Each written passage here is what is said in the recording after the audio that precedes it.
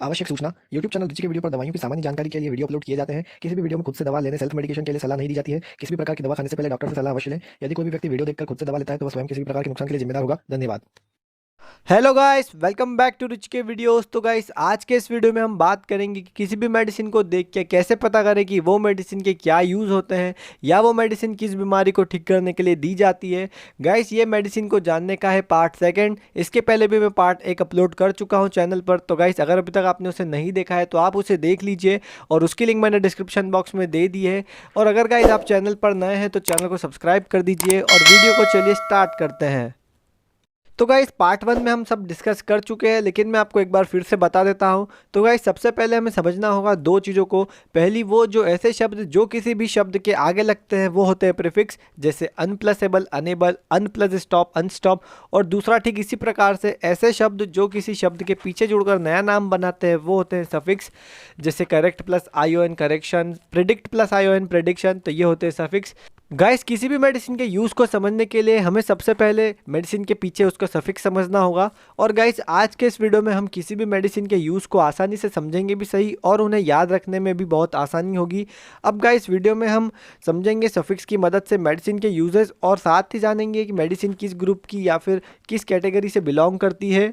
तो गाइस, इसके पहले हम लास्ट वीडियो में कुछ सफिक्स के बारे में बात कर चुके हैं और इस वीडियो में हम आगे के सफिक्स के बारे में बात करने वाले हैं। गाइस, आपको किसी भी मेडिसिन के पीछे अगर इरामिन दिखे, जैसे कि फेनिरेमाइन या फिर क्लोरफेनिरेमाइन, तो गाइस आप समझ जाइए कि ये मेडिसिन एंटीहिस्टामिनिक्स ग्रुप्स की है, यानी कि ये मेडिसिन एंटी एलर्जिक है।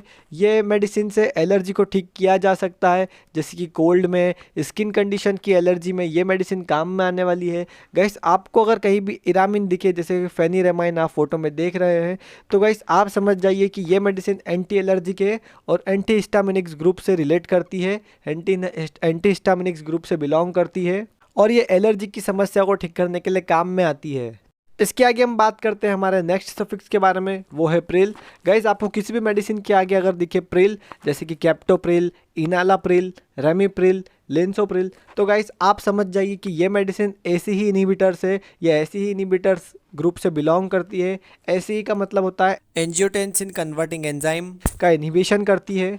गाइस, ये मेडिसिन के जो यूजेस हैं वो है, ये हार्ट अटैक में काम में आती है, किडनी प्रॉब्लम जैसी समस्या में काम में आती है, और अगर किसी को हाई ब्लड प्रेशर है तो उस हाई ब्लड प्रेशर को नॉर्मल करने के लिए ये मेडिसिन काम में आती है। अगर आपको किसी भी मेडिसिन के पीछे अगर प्रिल दिखे, जैसे कि कैप्टोप्रिल, इनालाप्रिल, रेमिप्रिल, लिंसोप्रिल, तो आप आसानी से समझ जाएंगे कि ये तो एक ऐसी ही इनहिबिटर है, यानी कि एंजियोटेंशन कन्वर्टिंग एंजाइम है, और ये हार्ट अटैक और किडनी प्रॉब्लम और हाई ब्लड प्रेशर जैसी समस्या को ठीक करने के लिए काम में ली जाती है। गाइस, अगर आप एक स्टूडेंट हैं या फिर आप मेडिकल फील्ड से रिलेट करते हैं और आप मेडिसिन का यूजेज और मेडिसिन के नॉलेज को जानना चाहते हैं, तो गाइस आप वीडियो में दिखाई गई सारी मेडिसिन के नॉलेज को और मेडिसिन की डिटेल्स को एक कॉपी में नोट कर लीजिए, जिससे कि आपके नोट्स भी बन जाएंगे और आपको वो मेडिसिन को एक या दो बार पढ़ने पे ही मेडिसिन सारी याद हो जाएगी। तो गाइस, अब बात करते हैं हम हमारे नेक्स्ट सफिक्स के बारे में। गाइस, आपको अगर किसी भी मेडिसिन के पीछे अगर प्रेजोल दिखे, जैसे कि ओमिप्राजोल, इसेमोप्राजोल, लेंसोप्राजोल, पेंटोप्राजोल या रेबिप्राजोल, तो गाइस आप समझ जाइए कि ये एक पीपीआई है, यानी कि एक प्रोटोन पम्प इनहिबिटर है। गाइस, प्रोटोन पम्प इनहिबिटर हमारे बॉडी के अंदर एसिडिटी को बनने नहीं देते हैं। पेप्टिक अल्सर जैसे डिजीज़ के लिए ये काम में आते हैं। अगर गाइस आपको किसी भी मेडिसिन के पीछे प्रेजोल दिखे, जैसे कि ओमिप्राजोल, इसेमोप्राजोल, ये आपको स्क्रीन पर दिख रहा होगा। गाइस, मैं फ़ोटो इसीलिए लगाता हूँ जिसके लिए आपको आसानी रहे। तो जैसे कि आपको मेडिसिन के पीछे प्रेजोल दिख रहा होगा तो आप समझ जाइए कि ये एक प्रोटोन पम्प इनहिबिटर है और ये एसिडिटी और पेप्टिक अल्सर डिसीज जैसी समस्या को ठीक करने के लिए काम में। गाइस, इसके आगे हम बात करते हैं अब हम हमारे नेक्स्ट सफिक्स के बारे में, जो कि है साइक्लिन। गाइस, आपको किसी भी मेडिसिन के आगे अगर साइक्लिन दिखाई दे रहा है, जैसे कि टेट्रासाइक्लिन, डॉक्सीसाइक्लिन, मीनोसाइक्लिन, ऑक्सीटेट्रासाइक्लिन, तो गाइस आप आसानी से समझ जाएंगे कि ये मेडिसिन तो एक टेट्रासाइक्लिन एंटीबायोटिक्स है, यानी कि ये बैक्टीरिया को मारने, बैक्टीरिया को किल करने के लिए काम में आती है। ये बैक्टीरियल इन्फेक्शन को ठीक करने के लिए काम में आती है और ये एक टेट्रासाइक्लिन एंटीबायोटिक्स है।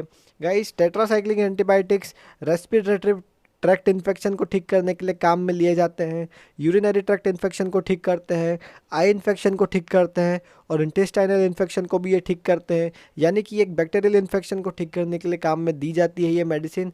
और अगर आपको कहीं भी साइक्लिन दिखाई दे रहा है तो आप आसानी से समझ जाएंगे कि ये एक टेट्रासाइक्लिन एंटीबायोटिक्स है। गाइज इसके आगे हम बात करते हैं अब हम हमारे नेक्स्ट सफिक्स के बारे में, जो कि है डिपिन।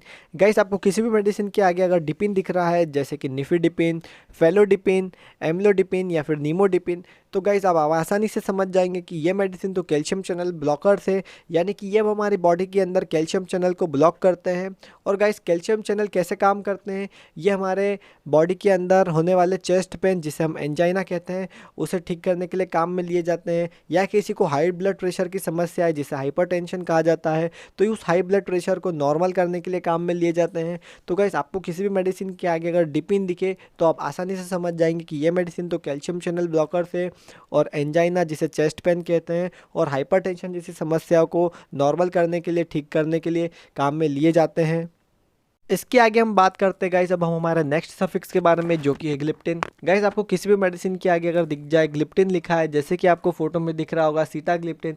गाइस मैं फोटो इसीलिए लगाता हूँ ताकि आपको समझने में आसानी हो, जैसे कि सीटाग्लिप्टिन, विल्टाग्लिप्टिन, सेक्साग्लिप्टिन, एलोग्लिप्टिन या फिर लीनाग्लिप्टिन।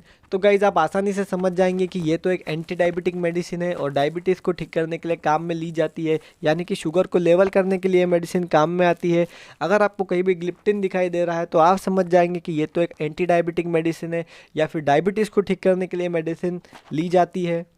इसके आगे हम बात करते हैं गाइज अब हम हमारे नेक्स्ट सफिक्स के बारे में, जो कि है सिलिन। गाइज आपको किसी भी मेडिसिन के आगे अगर सिलिन दिखाई दे रहा है, जैसे कि amoxicillin, ampicillin, penicillin G, penicillin V या फिर बैकेम्पिसिलिन, तो गाइज आप आसानी से समझ जाएंगे कि ये मेडिसिन तो पेनिसिलिन एंटीबायोटिक है, यानी कि ये मेडिसिन बैक्टीरिया को किल करने के लिए काम में आती है, बैक्टीरिया को मारती है। ये एक एंटीबायोटिक है, यानी कि ये बैक्टीरियल इन्फेक्शन को ठीक करने के लिए काम में ली जाती है। गाइज आपको कहीं भी सिलिन दिखाई देगा तो आप आसानी से समझ जाएंगे कि ये एक पेनिसिलिन एंटीबायोटिक्स है।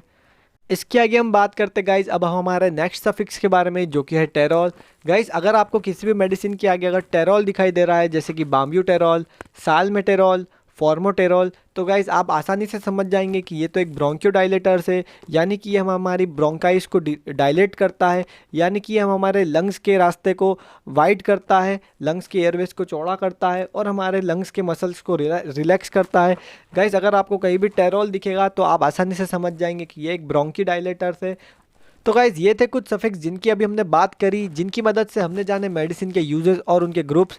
तो गाइज सफिक्स की मदद से किसी भी मेडिसिन के यूजेस और ग्रुप को जानने का ये था पार्ट सेकंड। इसके पहले भी मैं एक चैनल पे पार्ट अपलोड कर चुका हूँ, अगर आपने उसे नहीं देखा है तो आप उसे देख लीजिए, उसकी लिंक डिस्क्रिप्शन बॉक्स में है।